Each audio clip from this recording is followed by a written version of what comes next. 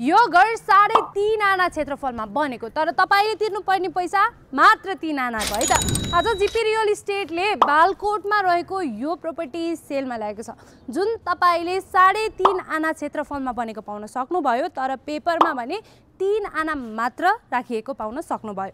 घरमा पार्किङ पनि मजाको छ, ग्राउन्ड फ्लोरलाई रेन्टमा दिएर माथि आफ्नो फ्यामिलीसँग मजाले बस्न मिल्ने घर जहाँ तपाईले 14 फिटे बाटोको एक्सेस पाउन सक्नुहुन्छ। ढल त भइसकेको छ, ढलान बाँकी छ। लोकेसन बालकोटमा रहेको र यहाँको मेन हाइवेबाट पनि एकदमै सर्ट डिस्टेन्समा रहेको पाउन सक्नुभयो। School, college, hospital, market place एकदमै नजिकै।